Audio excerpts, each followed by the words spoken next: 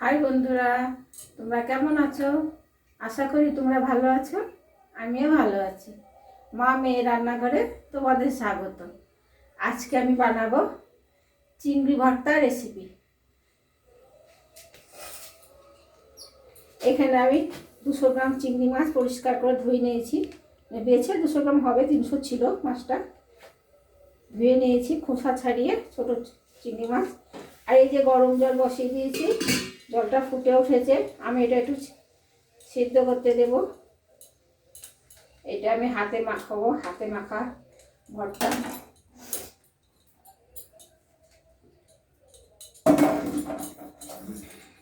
গ্যাসটা বাড়িয়ে দিলাম। সামান্য একটু লবণ দেব, মাখার সময় একটু লবণ দেব, একটু হলুদ দেব। মাছের সাথে গন্ধটা থাকবে না।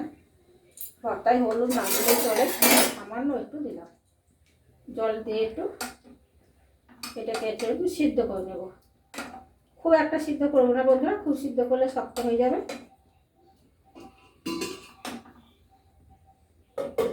ঢাকা দিলাম, সিদ্ধটা হোক।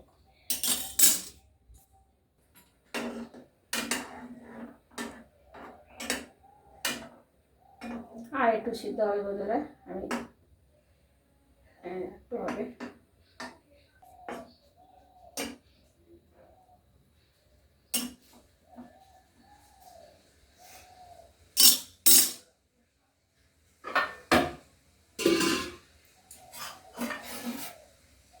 হয়ে গেছে, এবার আমি ঢেলে দেব।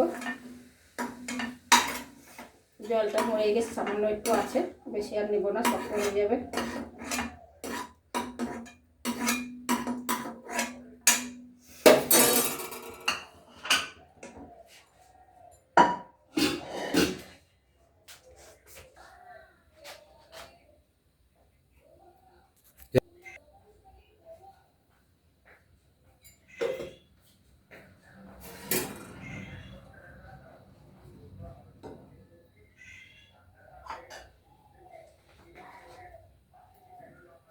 মাছটা আমার এভাবে হাতে করে ছেনে নেব। এখানে আমি কাঁচা পেঁয়াজ নিয়েছি, 8খানা পেঁয়াজ। এখানে তোমরা কাঁচা পেঁয়াজ ভর্তাতে দিতে পারো। আমি যে কাঁচা পেঁয়াজ পছন্দ করো কাঁচা পেঁয়াজ দিবে।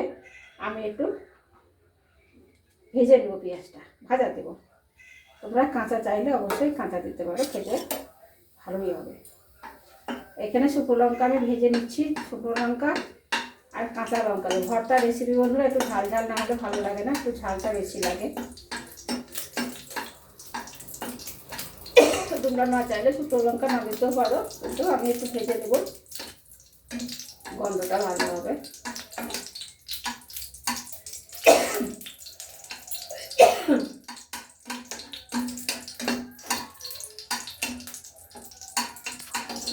একটু ভেজে নেব। লঙ্কাটা আমি কাঁচাই দেবো। আর 4 কোয়া রসুন নিয়েছি, একটু ভেজে নেব। রসুন তোমরা ইচ্ছা করলে দিতে পারো, নাও পারো, কিন্তু আমি আবার দিলাম, সেটা তো ভালো লাগবে। রসুন আমি খুব পছন্দ করি বন্ধুরা।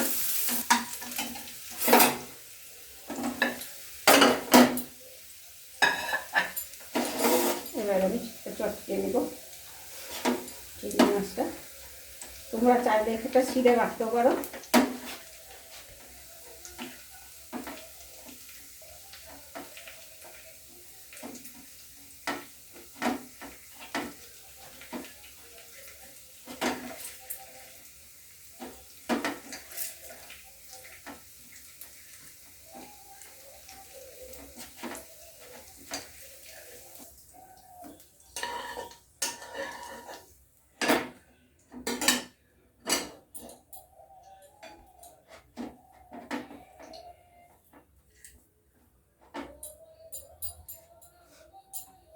লবণ দেবো। তখন আমি একটু লবণ দিয়েছিলাম মাছে সিদ্ধতে, আর এখন একটু অল্প করে দেবো।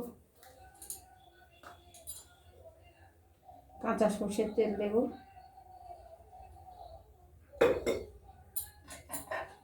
আর আমি এই লঙ্কা কুচোগুলো দিয়ে দেবো।